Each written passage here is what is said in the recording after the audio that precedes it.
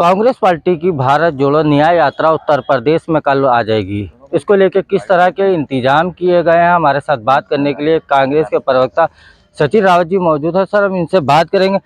ये बताइए सचिन भाई कि जिस तरह से भारत जोड़ो न्याय यात्रा निकली है, उत्तर प्रदेश में कल आगमन हो रहा है, किस तरह की व्यवस्थाएं की गई हैं, यात्रा में क्या जनादेश और किस तरह के लोग शामिल हो रहे हैं?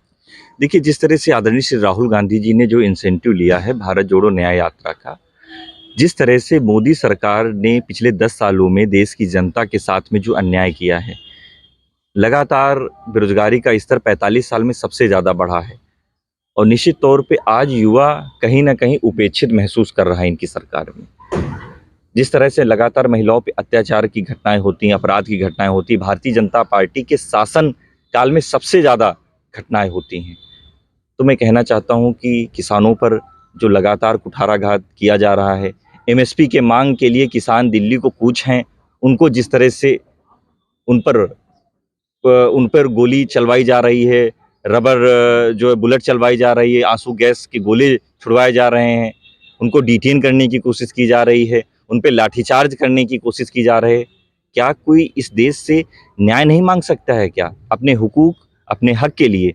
तो मैं कहना चाहता हूँ ये यात्रा सिर्फ और सिर्फ राहुल गांधी जी ने इसलिए निकाली है कि देश को न्याय मिले। उस न्याय में नारी न्याय है, युवा न्याय है, भागीदारी न्याय है, श्रमिक न्याय है, किसान न्याय है। श्री राहुल गांधी जी की जो यात्रा है, ये मणिपुर से इसकी शुरुआत हुई थी और महाराष्ट्र तक ये यात्रा जाने वाली है और कल जो है संभवतः यात्रा उत्तर प्रदेश में इसका आगमन होने वाला है, चंदौली के बनारस में। बनारस से होकर के ये यात्रा प्रयागराज होते हुए लखनऊ आएगी, लखनऊ से झांसी होकर के मध्य प्रदेश जाएगी। उत्तर प्रदेश में जो लगातार 69,000 के अभ्यर्थी हैं जो सरकार के खिलाफ आंदोलन कर रहे हैं, अनुदेशक के जो साथी हैं वो आंदोलन कर रहे हैं, श्रमिक जो साथी हैं जो लगातार इस सरकार से तबाह महसूस कर रहे हैं, वो हैं, किसान हैं, वो कहीं ना कहीं सब डेलीगेशन राहुल गांधी जी के साथ मिलेगा और कांग्रेस पार्टी पूरी तैयारी है।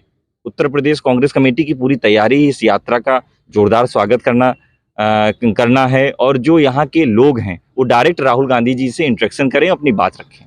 नहीं, जिस तरह देखिए भारतीय जनता पार्टी के स्वामी प्रसाद केशव प्रसाद मौर्य डिप्टी सीएम है, उनका बयान आया था कि भारत जोड़ो यात्रा जो है वो पूरी तरह से विफल है। डिप्टी सीएम ब्रजेश पाठक ने भी कहा था कि पतली गली से होकर यात्रा निकल जाएगी। यात्रा में जन समर्थन किस तरह का मिल रहा है? क्या जिस तरह के दावे कर रहे हैं भारतीय जनता पार्टी के लोग, क्या उत्तर प्रदेश में जिस तरह पश्चिम में भी यात्रा को जो है वो रोक दिया गया है कि पश्चिम में यात्रा नहीं जाएगी, इन सब चीज़ों को लेकर जिस तरह सवाल उठ रहे हैं, तो क्या यात्रा सफल देखी जा सकती है?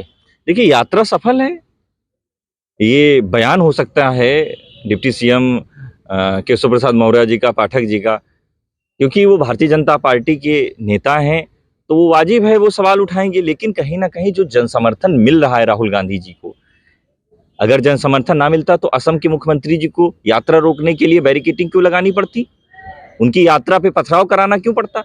तो कहीं ना कहीं ये लोग डरे हुए लोग हैं, ये लोग तानाशाह लोग हैं, ये लोग सवाल उठाते हैं, ये देखते नहीं कि जिस तरह से लगातार इस यात्रा को अपार जन समर्थन मिल रहा है।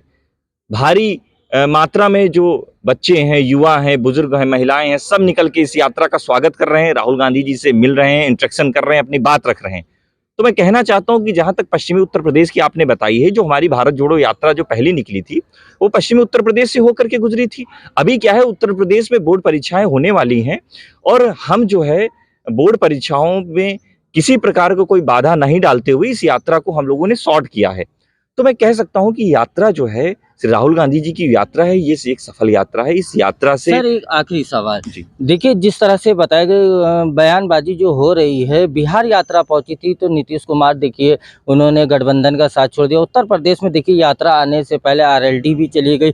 तो कहीं ना कहीं ये भी सवाल उठ रहा है कि राहुल गांधी की यात्रा जहां जाती है, जो गठबंधन के लोग वो कहीं ना कहीं किनारा कर रहे हैं, तो इसका इम्पैक्ट किस तरह से गठबंधन पे भी पड़ सकता है, नहीं पड़ सकता है? देखिए, इंडिया अलायंस जो है वो एक मजबूत कड़ी है और जितनी भी कमजोर कड़ियां थी इंडिया अलायंस की उन्होंने ही दल बदला है। चुनाव है, ईडी का डर है, सीबीआई का डर है, सत्ता का लोभ है, लालच है, आयाराम गयाराम वाले नेता हैं। तो चुनाव के समय वो लोग दल बदलते हैं, लेकिन संविधान को बचाने के लिए, लोकतंत्र को बचाने के लिए, देश को बचाने के लिए जो इस इंडिया अलायंस में मजबूत कड़ी रहेगा, मजबूत हिस्सा रहेगा, कहीं ना कहीं इतिहास के पन्नों में उसका नाम दर्ज होगा, अरे क्रांति वही अच्छा, करेगा। चलिए अब ये बता दीजिए कि कांग्रेस कितनी सीटों पे चुनाव लड़ेगी? देखिए, हमारा इंडिया अलायंस का जो एक कमेटी है, जिसमें चेयरमैन जो हैं मुकुल वासनिक जी हैं, गहलोत साहब हैं, और निश्चित तौर पे वो जो है तैयारी कर रहे हैं, और कांग्रेस पार्टी मजबूती से भारतीय जनता पार्टी के खिलाफ लड़ाई लड़ रही है। जैसे हम लोगों के कैंडिडेट घोषित होंगे, आपको बताएंगे। धन्यवाद सर। देखिए, ये थे हमेशा सचिव जिनका साफ तौर से कहना है कि उत्तर प्रदेश में भारत जोड़ो न्याय यात्रा को पूरी तरह से समर्थन मिल रहा है, और जिस तरह से उत्तर प्रदेश में कल आगमन हो जाएगा, उसके बाद में उत्तर प्रदेश के कई ऐसी जगह है जहाँ पे उनका स्वागत होगा। और भरपूर तरह से कांग्रेसी उत्साह भी मचा हुआ है कि स्वागत करने के लिए राहुल गांधी की भारत जोड़ो न्याय यात्रा को लेकर कहीं ना कहीं विपक्षियों में खलबली मची है, ऐसा भी कांग्रेस नेताओं का कहना है। एशियन न्यूज़ के लिए लखनऊ से राशिद।